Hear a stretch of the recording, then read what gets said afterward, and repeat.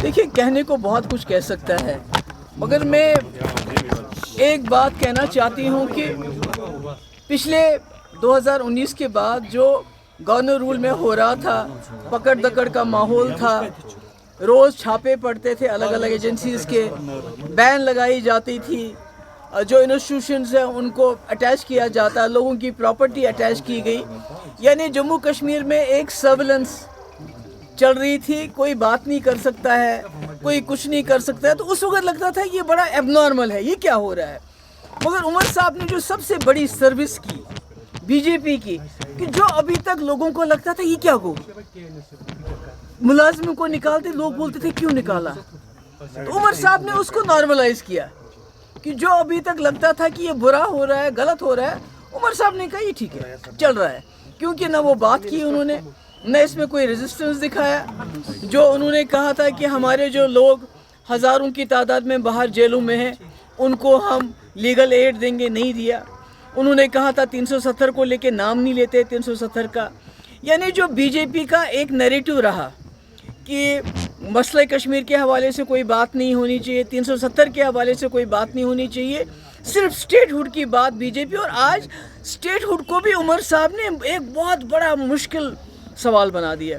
वो स्टेटहुड जो बीजेपी खुद कहती थी हम देंगे, मगर स्टेटहुड बोलते बोलते उमर साहब ने उसको मसले कश्मीर से भी बड़ा मसला बनाया। तो मैं समझती हूँ ये जम्मू कश्मीर के लोगों के साथ बहुत बड़ा धोखा है कि आज भी पकड़ दकड़ है, आज भी जमात इस्लामी के जो इंस्टीट्यूशन अटैच किए जाते हैं, हमारे स्कूल बंद किए गए, फलाह-ए-आम ट्रस्ट का जो इंस्टीट्यूशन है उसको टेक ओवर किया और यहाँ की जो मिनिस्टर है उसके सिग्नेचर से हुआ। तो ये मैं समझती हूँ कि ये बहुत ही बड़ी डिससर्विस हुई पिछले 1 साल में। बाकी छोड़िए, फ्री गैस देंगे, बिजली देंगे, फ्री पानी देंगे, फ्री 1 लाख रोज़गार देंगे, ओपन मेरिट के साथ हम करेंगे, उनके साथ रैशनलाइजेशन करेंगे, डेली वेजेस को परमानेंट करेंगे। ये तो इसकी तो बात ही नहीं हो रही है। इलेक्शन को लेकर क्या, क्योंकि जो ये गवर्नमेंट है, अगर आपको याद होगा कुछ दिन पहले जब आप पालपोरा ईदगाह गई थी, आपने वहाँ 2 बातें की थी। एक तो यही राउंड द ईयर क्या रहा नेशनल कॉन्फ्रेंस का और तालिबान के साथ। लेकिन जब उसे शाम को हमने नेशनल कॉन्फ्रेंस से पूछा कि 1 साल में आपने क्या किया, पीडीपी का भी सवाल है, बाकी लोगों का भी सवाल है, उन्होंने क्या अगर हमारी जगह पीडीपी होती वो इससे बेटर क्या करती, क्योंकि ये यूटी में इस वक्त जम्मू कश्मीर चल रही है, स्टेट नहीं है। केजरीवाल यूटी में नहीं थे क्या? केजरीवाल में यूटी में रह के लोगों को फ्री बिजली नहीं दी, फ्री पानी नहीं दिया, स्कूलों को इम्प्रूव नहीं किया, हेल्थ सेंटर को इम्प्रूव नहीं किया, जो इलीगल कॉलोनीज थी उनको लीगलाइज किया, पूरी करप्शन को दूर कर दिया। तो मुझे लगता है केजरीवाल के तो सर पे ऐसे बंदूक रखी थी एलजी साहब ने, पर उसके बावजूद जितनी अच्छी, हमें केजरीवाल के पॉलिटिक्स के साथ बहुत उनके साथ एतराज़ात हैं, मगर अगर आप एज अ यूटी में जो उनकी गवर्नेंस देखेंगे वो तो एक मॉडल है।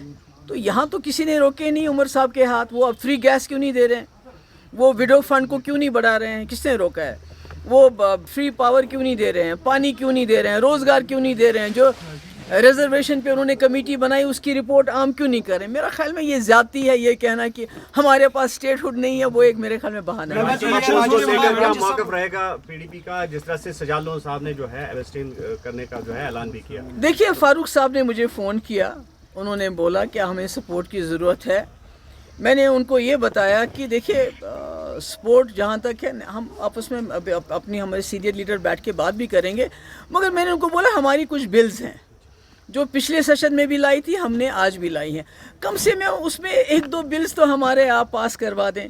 चाहे वो जो ये जो लोगों के, जो गरीब लोगों की घास चराई में 30 साल से ज़्यादा वक्फे से जो उनके पास जगह है, मकान है, दुकान है, गाँव खाना है, उसको रेगुलराइज की लीजिए। या जो डेली वेजर बेचारे हज़ार मतलब इतने सालों से 20-20, 25-25 साल से सारा जो सरकार ये चलाते हैं, चाहे पीएचई हो, आरएनबी हो, इरिगेशन हो, कोई भी डिपार्टमेंट हो, हेल्थ हो, तो इनकी वजह से वो डिपार्टमेंट चलता है। तो ये बेचारे 8,000 रुपये में क्या करेंगे।